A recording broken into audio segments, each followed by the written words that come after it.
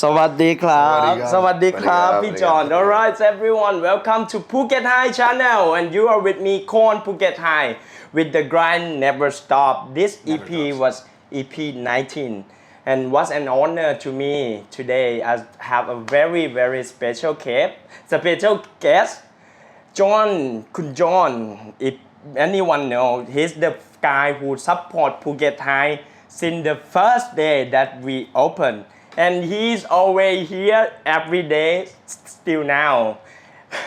And since I start to talking with this guy, he have something that very special from other people. And I was so interesting on what he been doing with the fighting, with the thing that he loves. So please introduce John from Fight Circuit ครับผม Please welcome John from Fight Circuit. Yes. Please welcome คุณ John from Fight Circuit. Everybody, the millions and millions of people that are around here watching right now live. Yeah. You're with me. Yep. Hilarious. Was that not the best entrance I've ever had? Right? That was amazing. You know how hard it was for me to not talk? By the way, the whole time I just wanted to be like, yes. It was very hard for me to not talk. But yeah, I'm gonna need your help a lot on talking today. Yeah, of course.พี่ John. And again, what they don't know is also because we knew each other kind of before the legalization of cannabis. Yes. Which was June 9th, 2022. Yes, that's where we start legalizing. That's where we started. But the big thing about that is because my missus, this is like kind of peak pandemic that's going on, right? The sandbox was still the sandbox initiative. Yes. So if you're going back and looking at the history of the pandemic in Thailand, you're seeing these times where people were still having to stay like a week in a room. Yep. 2 weeks in a room, 14 days. We come to reception every day to do some tests and every day. Correct. That's quarantine. So there was a great piece of land up there. Yep. And again, we all knew Kuntan. Yeah. And we knew my voice might, because of the grind. Yeah, because of the grind. But basically, there was a piece of land, and we both got involved with it. Yeah. And Happy Jacks is up there. Yeah, exactly. And now next to elephants. Yes. So much the stereotype. Now I think many people would love to know more about yourself. Can you tell us more about yourself, Kun John? Yeah, I mean, again, so I'm originally from Boston, Massachusetts, or outside of Boston, Massachusetts, Marblehead, Massachusetts. Yeah. I was born in Salem. Anybody? Salem. Like Halloween was last night in our world time. Halloween was last night. Yeah. That doesn't matter whether you were watching, but Halloween 2024. Yep. Right? Phuket, Thailand. And I got here basically. I'm born and raised in Salem, Marblehead, Boston, but I got here 20 years ago this month. To Thailand? To Thailand. That was my first trip.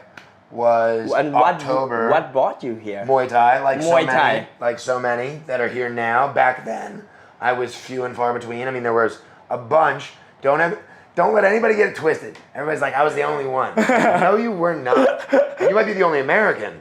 Could be the only American. Right? But back then, there was not that many. There's still not many Americans that come here, right? Right. Nobody comes that's an American, right? Unfortunately, not. The war on travel. It's a big issue. When I came here, by the way, 2004, it was 44 baht to the dollar, right? The American passport would get 120 pages in it. Right? Wow. We would have like 60 day on arrival, right? Now we're down to 30. Mexico passport gets 90 days, right? We don't get 90 days. We get 30 days as the American passport. American passport used to have 197 countries that we could go to, I think. Now it's like 170 something. Back then, 20 years ago. Yeah, again, I think it's just interesting. I'm not talking really politics or anything. It's just the strength and weakness of what was going on. Yeah. Here's one for you, going back then.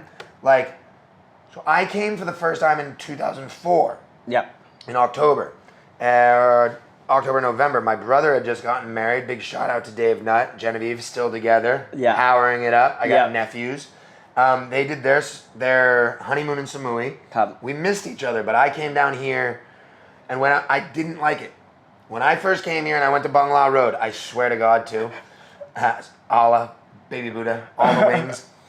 I have myself on video from like 2004, and I'm walking down Bangla, and I'm like, place is disgusting. This place is like the Wild Wild West. I bet I could shoot somebody right now. Nobody would care. Does anybody want to beat up a hooker? Right? That's probably the way I was. Yeah. Like, hated it. So not into it. 2-3 years later, it's like me like, heaven's the place on earth. You guys want to go? You know what I mean? Like, Bangla is my place now. Bangla is heaven. Right? Got real into it for a little bit. Yeah, you can get lost. You can get lost on Bangla. I passed a lot of graves, a lot of bones. There's a lot of cave right there. Yeah. So, and again, I've gotten to see it change. I've gotten to see Bangla change. Yeah. From 2004 to now. But obviously Bangla wasn't what I fell in love with. I fell in love with Kobe P. I think if it wasn't for Kobe P and the tsunami of 2004, I would have been like so many Americans that come here for their one trip to Thailand. To PP. To go. But most Americans back in 2004, they weren't coming here to go to Kobe P. I mean, the big reason was the beach, the Leonardo DiCaprio movie. And because of that, there were hippies, right? And nerds and backpackers. And the people that I kind of would probably make fun of back in 2004, who I'm very intrigued with now because I've matured as an individual. Mature. Yeah, I'm matured. I'm mature as a guy. I've grown up, right? Yeah. Still like 16 in here, 73 right here, 69 all the time, right? But again, like, Kobe P was the shit. And then in 2004, most Americans don't know this, but basically, if in 2004 you had any kind of desire to have a lifestyle like Tommy Lee might have, or you were like a fan of that type of, like, it wasn't that you were chasing the fame, you wanted, like, I didn't want, because I'm punk, I listened to like Rage Against the Machine too much. You know what I mean? When they were saying nonconformity, I was the guy that was like, yes, that means don't be like the rest of the populace. I should move to become a minority. Okay. Right? And then try to assimilate into another culture and learn their ways, like Kevin Costner in Dances with Wolves. Okay. So that's, you get to Thailand. So we went to Thailand. Yep. And starts it up. And with your what you focus at first is about fighting. So that's how make you become fight circuit, or how the fight circuits came from? If I'm going to give you the short abbreviated version of my martial arts in Thailand experience, it would be that, you know, I had my first fight in 2004, 2005. In Thailand? In Thailand. Yeah. Yeah, I mean, I had like I had 9 fights in Thailand. I had 9 fights in Thailand among Muay Thai, and then I have MMA. Yeah. And then I have me fighting 2 people. Yeah. Right? So it all like kind of, it went from me training and being focused and kind of disciplined in 2005 to 2007. Okay. Like that's when I was like getting my Patong Stadium belts. Yeah. Which back then in my career, I thought like, it meant something, dude. Yeah, and not many foreigners at that moment that's gonna win Thai guys or being the champion. No. But the funny thing is also there's no Thai guys that are my size. I see. So if we're looking back at my career realistically, it's like, did I beat up a tuk-tuk driver or 2? Fuck yeah. Elbows to dome piece. Right? I did my moments. But those are kind of the weak ass ones, and like we can talk about it. Like if you guys can get this podcast out there, I was there when, like, you know, I fought Ray Elb's guy, Gaz Rorson, right? So, like, Ray Elby was here. Ray Elby, whatever you want to say. He's with Cyborg. He's a gem of a human being. Mm-hmm. He was, like, one of the originators of Tiger Muay Thai. He's definitely a big part of why Tiger Muay Thai and Soy Thai is why it is. And, like, I, back then, would fight guys like Gaz, who were, like, boys with Ray. Mm-hmm. And this dude would punch me in the face, like, 97 times. But I had knees, and I was able to, you know, get the W a couple times. Yeah. There's a couple people that are like that in my history. And this island is so small that if you know people from back then and you stuck around, we all know each other. Yeah. You know what I mean? There's no like imposter syndrome. That's like Thai community, you know? Yeah. You can't have like imposter syndrome and be like, because in the expat community, it's all about kind of how long you've been here. Yeah. Or how much Thai you speak. Yeah, so like that. And then they try to do it. Oh, I can read and write. Yeah. The fuck out of here. Whatever. Good for you. Good for you. I'm glad you can read and write. That does not make you the big swinging dick of expats, by the way. You know what I mean? Bill Heineke is the one. Let's all cherish him. right? Okay. You know what I mean? Yeah. Let's all own an entourage, right? Uh-huh. And build international schools around lakes and then pollute the lakes. So it's similar somewhere. Huh? Say that again? It's similar to somewhere. Well, it is. I mean, again, like, we were talking before, and I have a big one for you. Like, and I said this to you yesterday. Yeah. So in my 20 years here now, one of the major things that I've done is I've gone back to like the different places that I came in 2004, 2005, 2006. Yeah. And Ao Nang, Krabi. It has changed a lot. The pandemic destroyed it. Yes. But the people that are there Yeah. had the foresight to think of the infrastructure for post-pandemic. So their walkways, their sidewalks, brilliant. Yeah. Right? Their infrastructure that's there right now, they have promenades. I think that area, Ao Nang and Krabi, are what Shillong and Tai Yat road. yes, if you wanted to build a Soi Tai Yat again today, if you had the vision and you weren't like, oh, I'm going to jump on board with being a part of Soi Tai Yat, sucker, Yeah. follower, you follower, go get Yeah. some of your own vision and go down to Nakhon Si Thammarat and build down there. Get some of your own vision and go down to Yeah. Trang and do it on your own. That's what I fucking did. Yeah. Pussies, right? Right. So, yeah. So basically, it went Muay Thai to MMA. Yeah. Started doing dare fight sports. We were like the first ones to. There was MMA before me too. A lot of people are like, "Oh, there was no MMA before Jon Nutt." No. There is was. a MMA before. There was, but just with the growth of the UFC and the growth of Pride and the growth of these ones, dare fight sports was the first one to do fights that got on Sherdog and fights that got on Tapology and actually went on people's records. And we were we threw our show before One Championship, by the way, because people know One Championship here. So we did MMA before that. Yeah. You understand what I mean? Yeah. And it's history, right? And then we got MMA kind of banned in Thailand. And and then, yes, I heard about some that 2012, situation. 2012, 2013. But I think because of Thai people cannot be involved much on that one too. That's the reason. Well, the thing is again, you guys have so much bureaucracy and so much actual red tape, different types of red tapes from the bureaucracy and the legal process in America, right?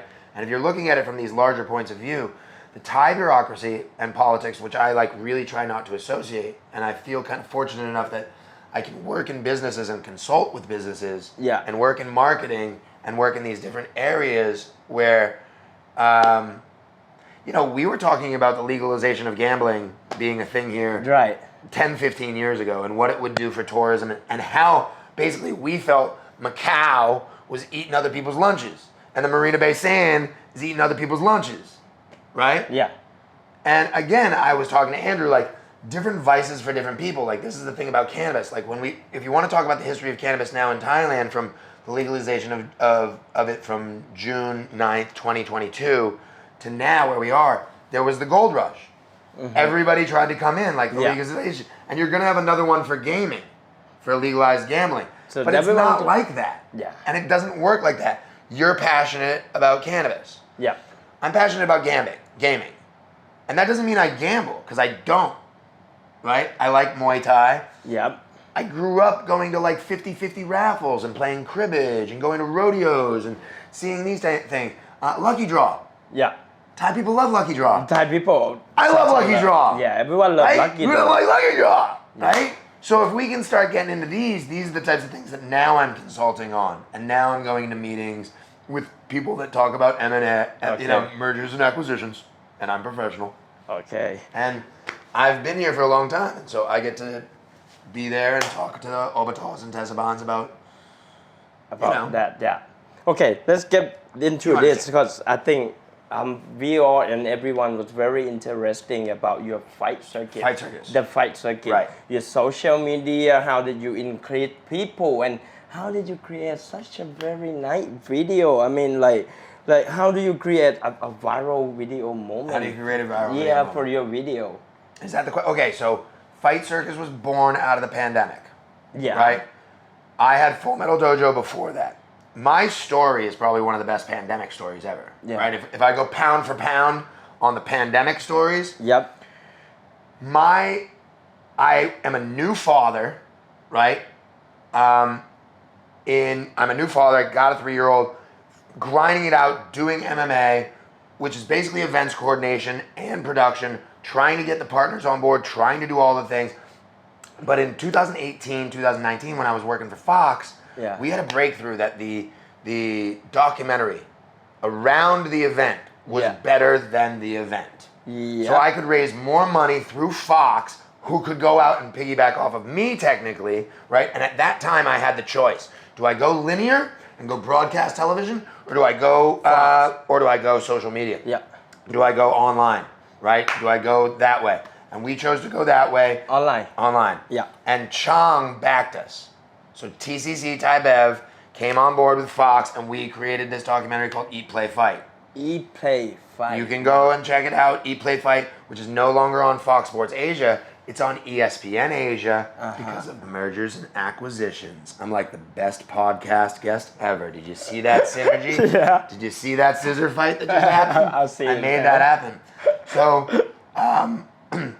basically then when we have this show Eat, Play, Fight, 2019, they are going to do bigger things. So our first fight, our first show, that was like elevated and escalated by Chang being on board. And we were going to all these Chang restaurants in LA and Las Vegas and doing food and beverage. Anthony Bourdain of Asian MMA style, Conor McGregor, Donald Cerrone, January 9th, T-Mobile Arena. Oh my gosh, it does it's the dreams. It's the dream, knocking it out of the park. Grand slam it so hard, they're like, dude, we want to send you to Leicester City because of the Thai connection to Leicester City. We're going to do Leicester City versus Man United, March 26th. You guys are going. We're like, the dream has happened. This is obviously going to be huge. I get to do travel documentaries based around food, beverage, and events, right, for the rest of my life. I get to be like Anthony Bourdain 2.0, right? And boom, March 19th. What's happened? Shutdown of the world. No travel at all. Fucking COVID. Cannot say fucking. You can do it. Sorry. So Suvarnabhumi shut, Don Mueang shut, we're all shut. Lots of people get lazy. Lots of people watch Netflix. Netflix goes up. I'm like, holy shit. I'm so glad I chose digital. Right? Everybody at Fox is fucking floundering. Where do we go? What do we do? Should I take a job with Linga? Should I go to FIFA? Where do I go? What do I do? They're like, right? Everyone was struggling. Everybody's getting furloughed. I was like, we need to bring shows from America over here. And I started talking about outsourcing shows in 2020 over here. That was the plan. That was the pivot. Let's make the move. Let's outsource ourselves. Let's undercut everybody. And if you watch what happened over the last 5 years, I was right. And the problem is nobody's around to brag to. That's the real problem, because they got fired or furloughed and they've been left in the boneyard aside. But then they like legalize gambling now, and people are like, oh my God, he was correct. Right? And a lot of that has come back, and that's why people want to talk to me about it. It's going to come back. And a lot of the things that I said, though, so we went from Fight Circus, you understand? That's how Fight Circus was born. That's why we brought bare-knuckle boxing. That's why we brought Letway. You were there. You remember these. I was there, yes. You were there when the ship, the pirate ship, the Sea Gallery was there. We had bare knuckle there, and then you watched the Sea Gallery get destroyed. Or even what the Kata other Beach. what the other guys of like the first junkyards that you bring. It was so nice. Correct. So Junkyard, Illusion. Big shout out to all those. BTC. What do you guys call it again? BTC Space. We're gonna do a show there December 8th.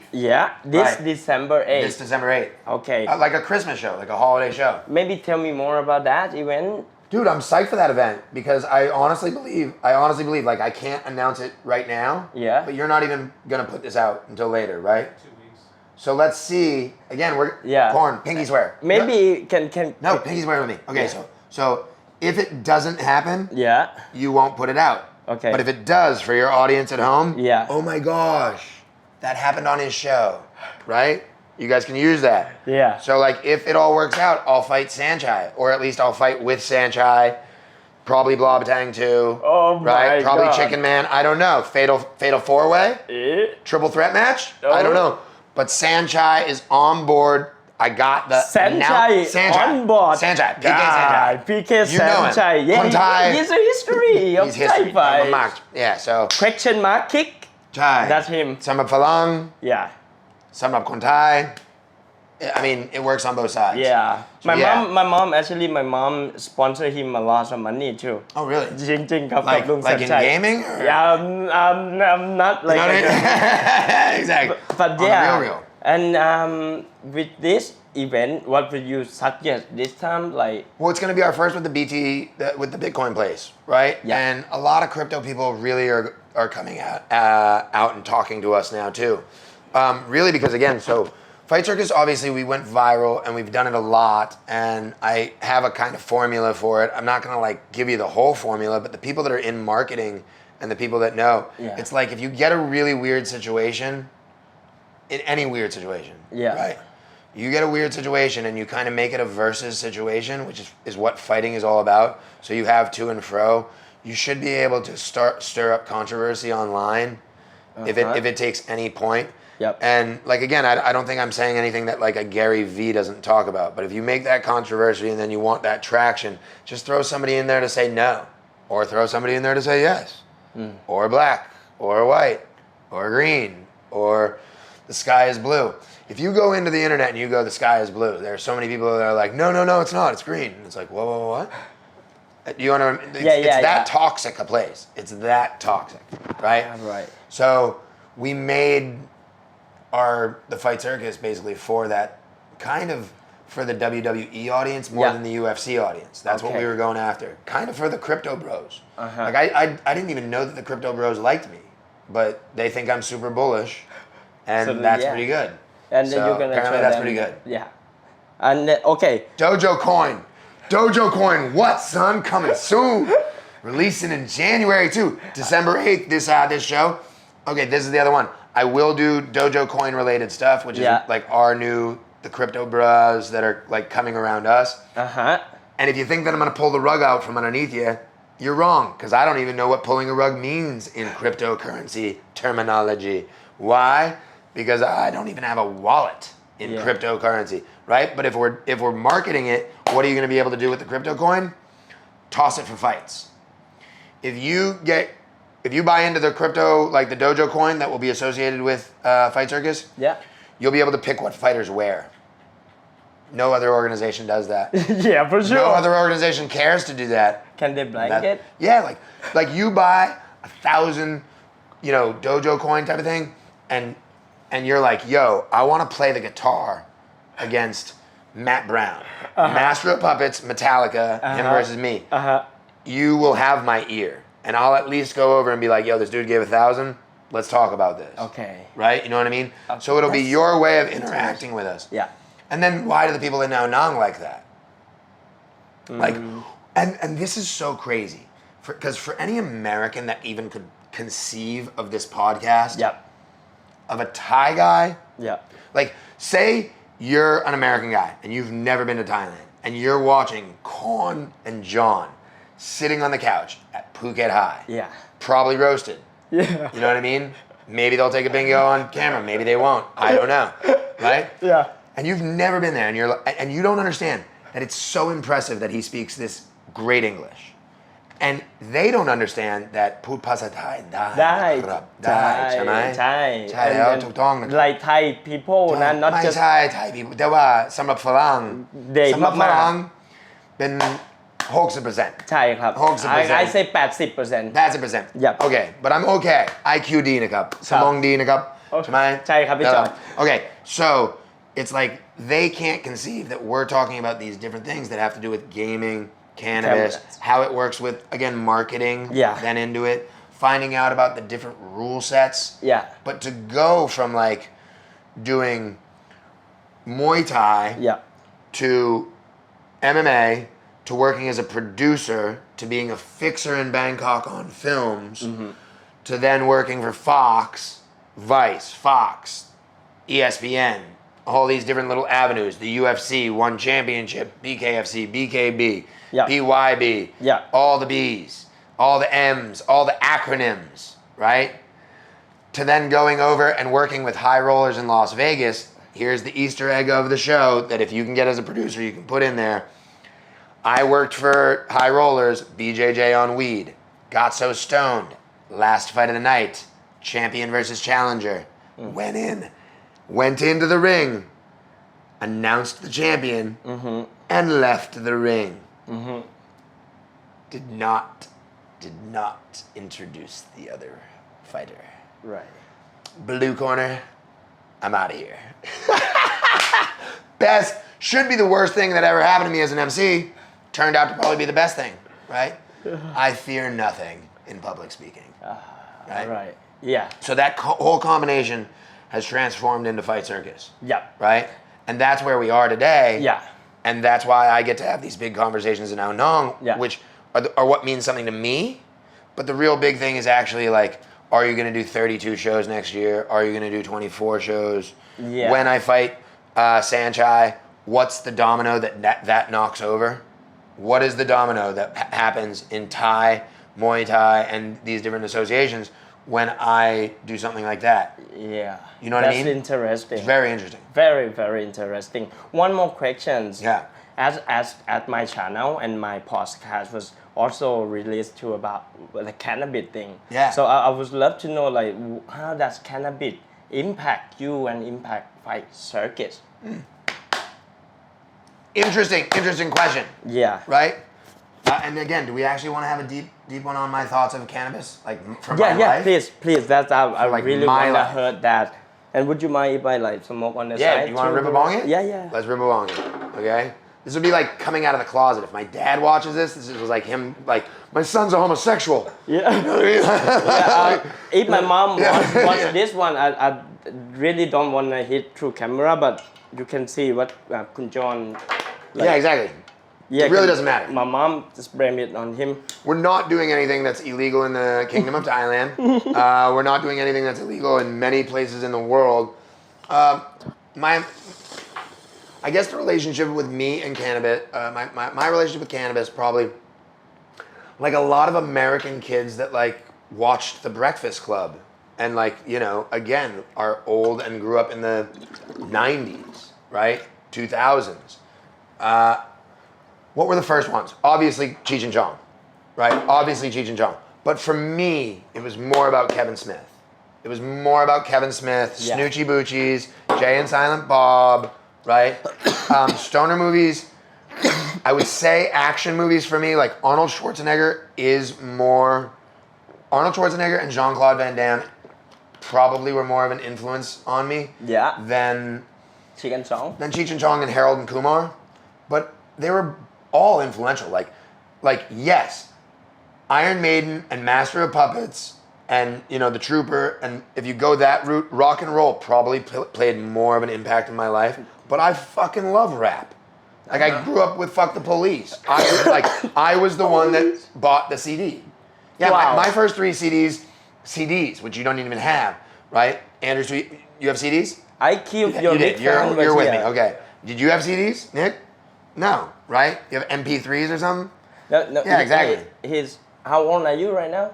Yeah, 23, so- exactly. So you didn't have CDs. So like my first 3 CDs were like Guns N' Roses, Appetite for Destruction, which you still hear Sweet Child of Mine all the time in Russian and in English and in Thai because it's like become a national anthem, right? Like Russia had what the Metallica concert that had like the most people ever sing, you know, like in Like opera? Yeah, it was like 2.3 million people in like Moscow for like Enter Sandman, right? Right? Correct. Yeah. This is all fun and games, but like again, the melting pot then happens, and what were we even talking about? See how that works?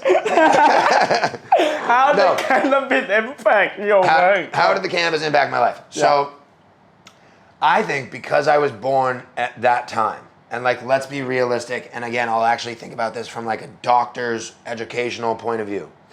My dad and the way that I grew up in Massachusetts would have been from like upper middle class family, definitely, if I look back to it. But when you're growing up, you don't know what class you are.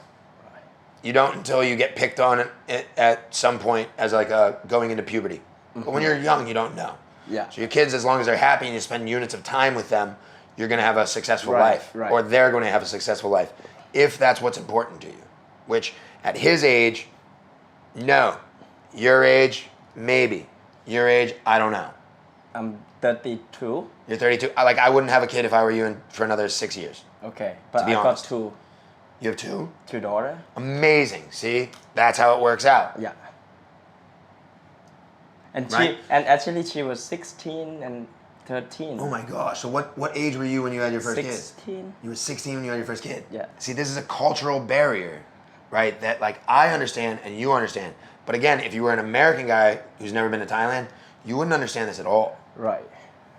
You wouldn't get, this is like living on the moon, right? It is, Yeah. you have to understand the different cultures. Yeah, yeah. I'm the middle dad at Head Start, right? There are guys that are way younger than me that had kids at a normal age, but then there are guys that are way older than me that are on their third family and have a family in Canada and a family in the Philippines. Right? And that's just the way that you were educated. Yeah. So if we get back to marijuana, it creeps into my life at high school because of society. But really it's what my parents probably didn't know is because I was deemed dyslexic, not full blown hardcore dyslexia, because we have that in my family too, but the ADHD thing and the ADD, that was the time that it was all being birthed. So I came in, my generation's probably the first generation that got heavily medicated by their parents. Okay. Right? So that I was born in 79. So 70. yeah. So I was given Ritalin when I was 11, 12. That means I was given methamphetamine when I was 11 or 12. But we didn't know that back then. And my parents definitely didn't know that or whatever. But it definitely affected the way that I am, right? Do you know what I mean? Would I be this boisterous? Would I be this whatever? Would I have loved marijuana if they didn't give me, because it all has to do with receptors. Yeah. So because I was probably taking a lot of meth between the ages of 12 and 18, if you actually look at it from what things are, right? Well, for instance, that sedated me. When I stopped taking Ritalin and Adderall and things when I got to college and found marijuana for kind of the first time, right? If you think about it, it's when I stopped taking Ritalin, it was the dawning. If you watch any of those movies where people are in Arkham, right? Read the comic books. The haze that went away from not taking chemical drugs was fucking awesome, right? And now I didn't like marijuana right after the bat. I experimented in college, like a lot of guys in university or college do, with drugs and alcohol. Some stick with you, some don't. The town that I grew up with, or the town that I grew up in, it's like wearing a badge of honor to be what other people might consider an alcoholic. Yeah. I come from a sailing, drinking town, and people I can do more pints. I can do more, right? Units. Shots of Jaeger, Maddie's Sail-Off. I'm repping a Maddie's Sail-Off right now. That's a huge commercial for them. But so, I guess again, I've never been a pothead, but pothead adjacent was way I would have thought of it. But also because of the fact that I also got to experience it and get educated about it the same way that my parents did bring me to Italy and I got to learn about red wine, right? Yeah. I did spring break in Negril, Jamaica, because that's what a lot of guys did. And so, yes, I listened to a lot of Bob Marley and did Iron Lion Zion. Because I'm not too much of a conformist and never have been, I didn't go too far down a path. So, whereas I was the captain of the football team and captain of the lacrosse team in high school, I also got along with the stoners, right? Yeah. I was the guy that went between, I was the president of my high school class, right? And played lacrosse and quit the wrestling team to play squash and ran the student activities committee, which was called the SAC, which with my name, Nut, was the best. Because yes, every Friday morning was the Nut Sack announcement, right? That's a balls joke. Dick and fart joke, right? So, yeah, again, cannabis, I'm more passionate about cannabis now than any time in my life. Now at 45, 69 years old. Any whichever age you reason wanna call it. why? Well, because I don't drink anymore. That's a main Okay, thing. that's a main reason. Right? Yeah. Family? Family's way better, right? Again, can't get hammered. Well, again, it was never about hammered though. Like I was like a sommelier. Everything that happened to me had to happen with diet, as you know. So I had a problem with my stomach. We're not going to discuss that in this part of it, but because of the diet and the everything else that is going on with my internal issues. Yeah. This helped with my appetite after surgery, helped out with a lot of different things. You guys obviously know that like there's been times when I'm a daily smoker, take the times off. Everything is ebb and flow. You have to have balance with any type of vice. Yeah. I'm not again trying to get into gambling like But 2 feet. That's what I just don't gamble, so why not sell it? And I think it's morally obtuse of anybody on the planet to say what somebody can and cannot like, right? Yeah, and then what I like, I see you on your like very routine. For example, John come at the same time, like nearly every day, and then not come every like day. sitting Same. and lazy. No, never. Working, Come, grinding. working, go. Meeting here, Yeah. meeting there, Yeah. You witness it, Yeah. right? Yes. Would you And consider me a that's what lazy I'm always stoner? seen, but I've not never see John sit down, kick back, or no, never. No, and it's funny because even like me, like there would be a thing in my brain many years ago, 10 years ago, that would be like, oh, you can't rip a bong hit on a podcast with Korn type of thing and let people see that. I'm in my 40s, dog. Like, I've lived life. I've been in the trenches. And again, you're no offense, but you're not exactly Joe Rogan, and I'm not Elon Musk. Right. Like Right. I don't know how many views you're getting, but like if I rip the bong hit and that's what made this like go crazy, good for us. Can I right? change? And I know that, and your producers know that, and like it's like whatever. So I'm obviously gonna rip a bong hit, right? Can I change from Elon Musk to I'm not a Diddy?